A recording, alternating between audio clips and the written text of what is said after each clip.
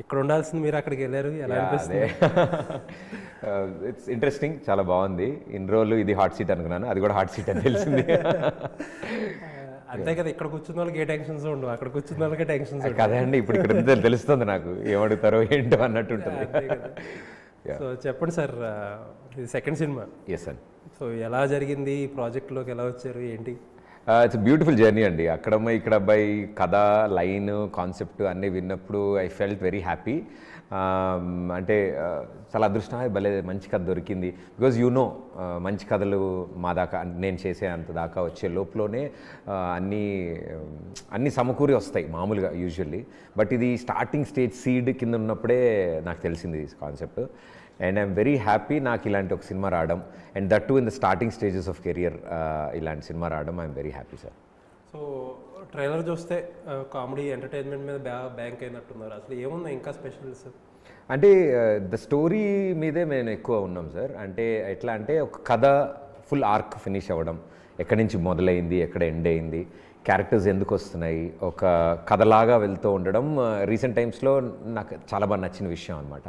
So the main USP of the film is the story అండి. And the way Nithin Bharat narrated it, దాన్ని ఎలా narrate చేశారు అనేదే చాలా స్క్రీన్ ప్లే చాలా బాగుంది సార్. మీరు ఎత్తుకున్న స్టోరీ, మొత్తం స్టోరీ నాకు తెలుసు ఆబ్వియస్లీ. యా, అందులో ఒక పాయింట్ ఉంది, ఆ లవ్ స్టోరీకి మెయిన్ క్రక్స్. ఆ పాయింట్ ఏంటంటే చాలా జాగ్రత్తగా డీల్ చేస్తే ఫ్రెష్గా అనిపిస్తుంది, సరిగ్గా లేకపోతే ఏంట్రా ఇది అనిపిస్తుంది. దాన్ని ఎలా డీల్ చేశారు? అంటే సార్ ఇంటెన్షన్స్ ఆర్ రైట్, దాన్ని అంతే చక్కగా చూపించాలి అని అనుకున్నాం మేము. అండ్ కథ ఫ్లో ఏదైతే వెళ్తోందో వాళ్ళు పెట్టే కండిషన్స్ కానీ, ఇట్స్ ఎ డ్రామా. ఇది ఒక చిన్నప్పుడు చదువుకున్న కథల పుస్తకంలోంటి కథలాగా మేము బిలీవ్ చేసాము, అలాంటి వరల్డ్నే క్రియేట్ చేసాం సార్.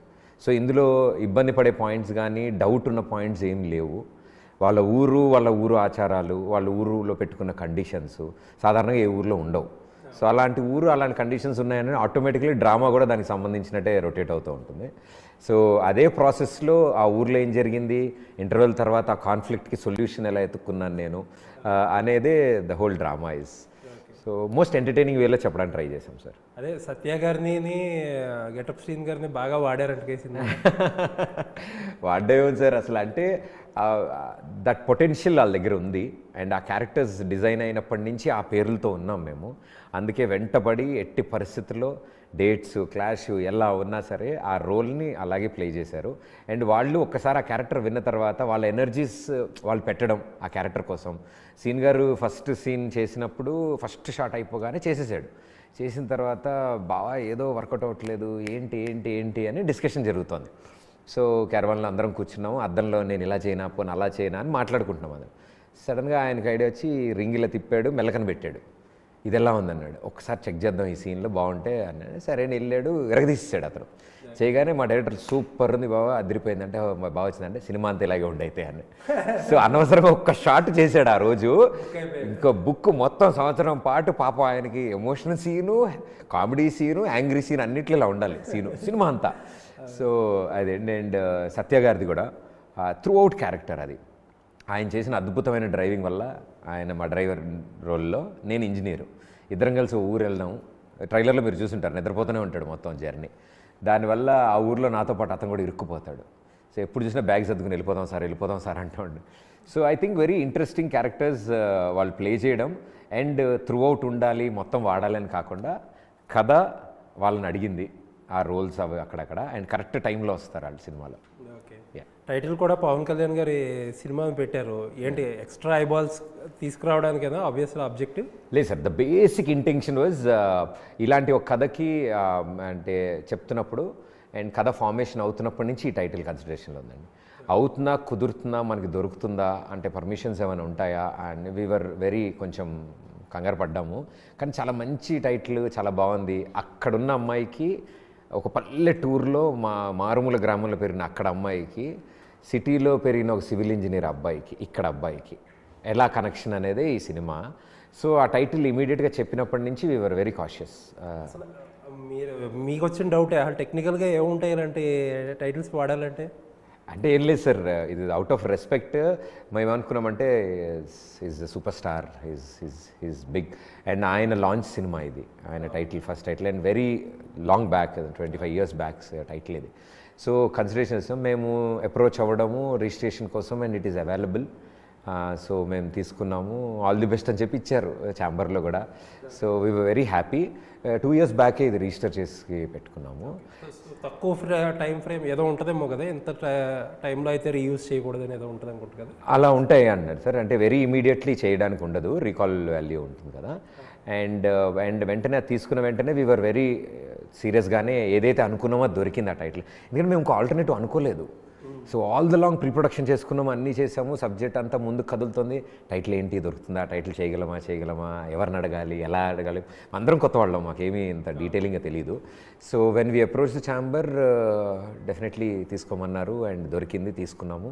అండ్ టైటిల్ తీసుకున్న తర్వాత మీరు అన్నట్టు eye catchy, yes definitely, but 4 లైన్ల టైటిల్, అంత పెద్ద టైటిల్ తెలుసు కాబట్టి ఈజీగా వెళ్ళింది. అంతే కదా. అవును, మామూలుగా ఈ జనరేషన్స్లో అంత పెద్ద టైటిల్ పెద్ద టైటిల్స్ ఇప్పుడు అసలు లేవు అసలు. దీంతో వచ్చే కష్టాలు మేము చెప్తాం, హ్యాష్ ట్యాగులు చేయలేము దీన్ని, ఈజీగా ట్విట్టర్, ఇన్స్టాగ్రామ్లో పుష్ చేయాలంటే మొత్తం రాయాలి ఆల్ఫాబెట్స్ అని.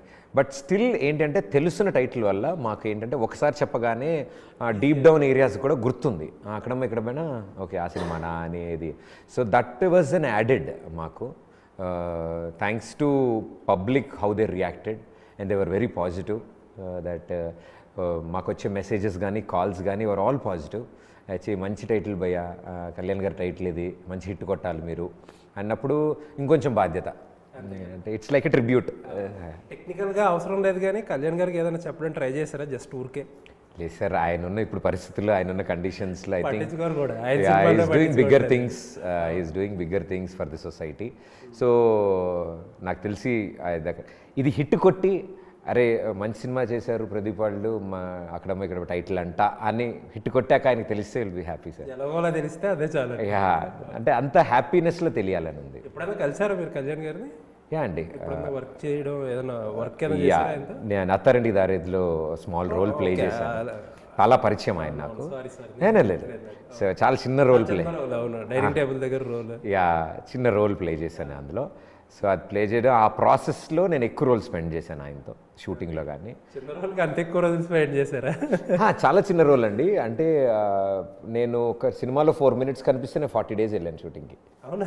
యా, త్రివిక్రమ్ గారి సినిమా అది. సో ఎప్పుడు షూట్ ఉన్నా, నా డేట్ ఉన్నా వెళ్ళేవాళ్ళం. ఆ రోజు కుదిరితే ఆ షాట్ తీసేవాళ్ళు, బట్ నేను మాత్రం రెడీ అయిపోయి నా క్యారెక్టర్లో వెయిట్ చేస్తూ ఉండేవాడిని.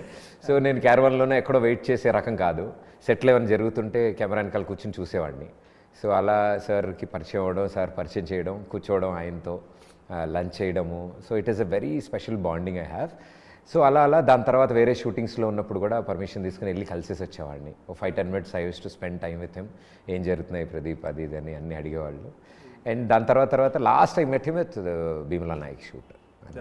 దాని తర్వాత నుంచి హీస్ ఇంటూ పాలిటిక్స్. కానీ చాలా తెలుగుగా, అంటే షూటింగ్ స్పాట్కి వెళ్ళి కెమెరా వెనకాల కూర్చుంటే చాలా నేర్చుకోవచ్చు.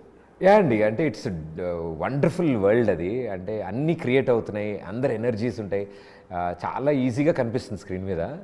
3 hours 2.5 hours, బట్ 200 మంది, పరుగులు, కష్టం, tension. I think there is a lot to learn అండి. It's nice world.